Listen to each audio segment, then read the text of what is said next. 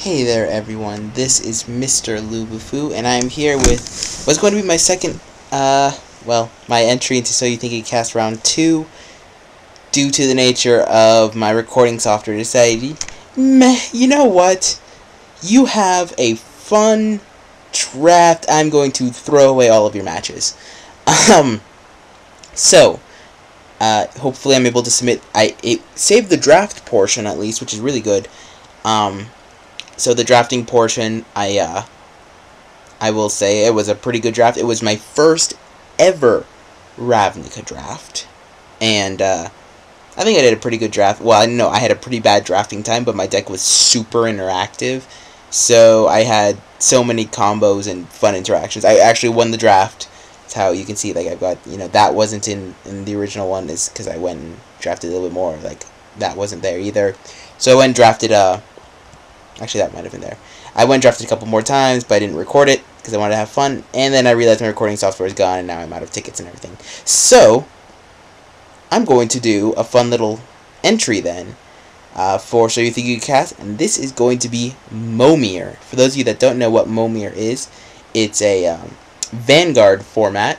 So you have this avatar here that says you start out with an extra 4 life. You can use this at any time. It's a sorcery. It's X, discard a card, put a token onto the battlefield that's a copy of a creature card with converted mana cost X chosen at random. Activate this ability at any time. You could cast a sorcery and once per turn. So I'm going to go ahead and do, this is going to be like a mini deck tech before I start the matches, because it's not terribly hard to explain. You play all lands. You don't play creatures in this format. And so if you notice, there are more mountains and more swamps. The reason for this is mountains are by far the most powerful land in this format, because there's fire-breathing things. There's a lot of creature abilities are triggered with red. So you want to have as much, or you want to have a reasonable amount of red. Next comes black. There's a couple 9-drops that require quad black to keep it alive. And then you play forests, islands, and plains, almost about the same. But you generally, if you have islands, you don't play them till the very end, because island walk is a thing. It's actually the most common it's the most common basic land walk. So you're a planeswalker. So you generally hold off on that. If someone gets a mountain walk, or swamp walk, or forest walker, I mean, you deal with that, or you don't, and you die. But this is a fun little format. So we're gonna go ahead. I'm gonna pause and start up. I'm gonna have a match of 3 coming up. So thank you guys for watching, and I'll come back when the match starts. So no matter the format, whether it be Momir or draft or anything, you always type hello, good luck, and all that stuffs. There you go. In Momir, what you want to do is you want to play first. You never, ever, ever mulligan in Momir, because you're just going to get all lands, right? So, defeats the purpose. So, when you're playing Momir, if you are on the play, you start making 2-drops. If you're on the draw, did I pick I was on the play? Yeah. If you're on the play, if you're on the play, you start making 3-drops. If you're on the draw, you start making 2-drops. The reason for this is because you want to be able to cast 8. Converted mana cost 8 offers the most utility. Now you got 2/2 vigilance for 2. That's pretty good. So you want to be able to hit your 8. Now here I'm going to tap. Notice how I played my mountains first, because mountains, as I mentioned, are the most important. I'm going to discard an island. And here we have, wow. So, in this format, anything that taps for colorless, or taps for mana, is huge. Because think of it like a giant ramp spell, right? 2/2 first strike. So he gets attack for 2, and then we get to play a 6-drop, which is just nutty. And this is why I only discard islands if I have 2. Because you're rarely going to need more than 1. So you're going to go play that, then 1, 2, 3, and we're going to use Momir on all of it. Normally you tap Momir first. So we're going to pay 6, discard a plains, and we get a 6-drop. Boom! Boom! When it dies, enters the battlefield or dies, put 2 1/1s. So, now I need to contemplate whether or not it's worth keeping it around. I don't think it is, to be honest. If he attacks with stuff, it holds him off this turn. 3 damage target attacker or blocker. A 3/3 is not that big in this form. I'd rather get 7. So if he attacks with stuff, we get to chump block. Yep.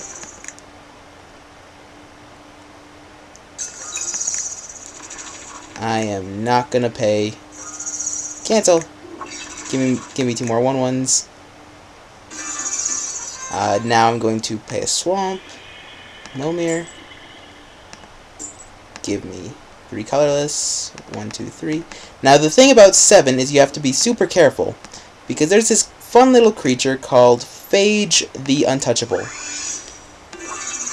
Oh, I was so scared. Oh my goodness gracious, I was so scared.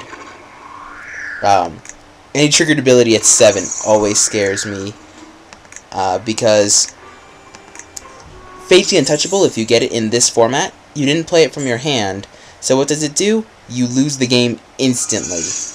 That's just how it is. So it's a 3/3 flyer.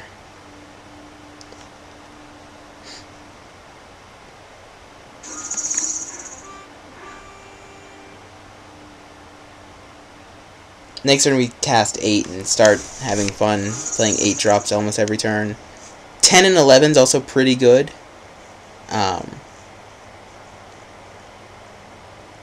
So there's that. The one thing about 8 drops that you have to be super careful about is that there's one called Denizen of the Deep.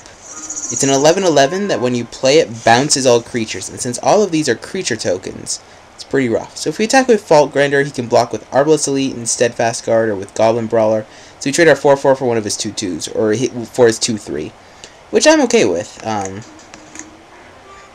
So let's make him trade. We'll trade it for his Arbalest Elite, because if he draws a Plains ever, this thing just, anything that involves combat math in this format where all you're playing is creatures is pretty good. Otherwise we deal him 4 damage, so he's gonna block there and there. Yep. So I want the Arbalest Elite to die first. Yeah, I would trade my 4/4 for that any day. Yep. Yep. And now I'm going to play another. I'm actually going to play my Forced. Use Momir. Give me my 3 mana. And now we hit the magical 8 drop, which is so powerful. Darn it! So when it comes to 8, I like playing it pre-combat most of the time because of Denizen. But that time, I mean, we got Brimstone Dragon, I have 6/6 Flying Haste, right? Would have been so much better. +2/+2 as long as you... Oh. Anything with horsemanship is good, and the one card I always seem to lose to is Lubu, Master of Arms, which just happens to be coincidentally a lot like me, LuBuFu. Okay, I'm gonna again attack first. Denizen of the Deep wrecks house, so let's have him get rid of his Chronozoa or take 6.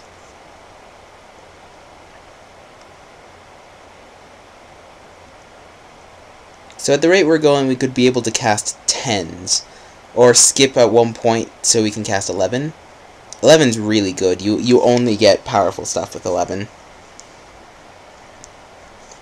And the magical number you want to be able to get is 15. Because 15 gets you Emrakul.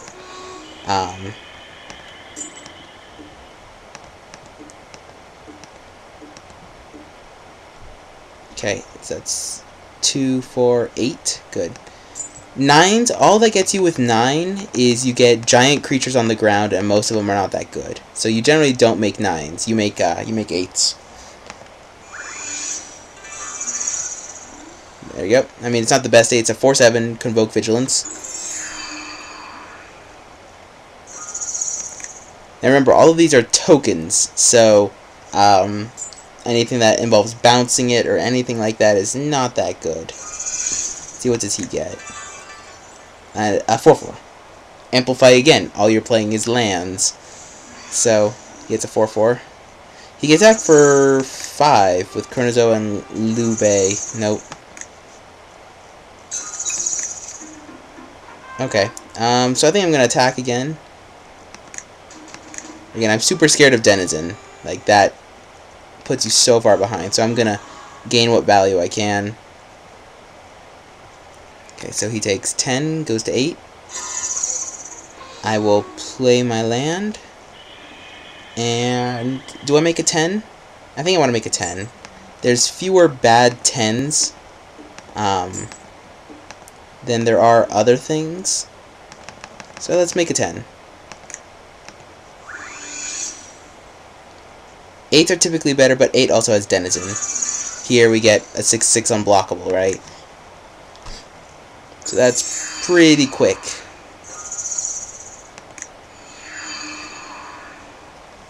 And so now he has to sacrifice his 3/3. But, oh, right, he gets 2 3/3s. Right, yes. So that's what he wanted to do. So he could block our Brimstone guy if he wants. He's going to make a 7. Nom nom nom nom nom nom worm. Okay. So, he's coming back into it. He's coming back into it. If it wasn't for our unblockable guy, right? So what we're going to do is we're going to begin combat. Attack with 6/6 unblockable and a 6/6 flyer. He can double block my flyer if he wants, which is probably the play. Yep. So he takes 6, and I am just going to play my land. The reason for that is next turn we can just make an 11. So 11 would get us Blightsteel Colossus, which would be irrelevant of life total. It would just be giant. If he attacks with Worm, we just have to take 7, or we can chump block with a Goblin token, which is I think what I'm going to do. Yeah, he has to make a 7-drop, and there's not many 7s that can take care of a 6/6. Yep, a 6/6 unblockable. He's pretty good. So now we put Goblin in front of Slagworm. He attacks with everything.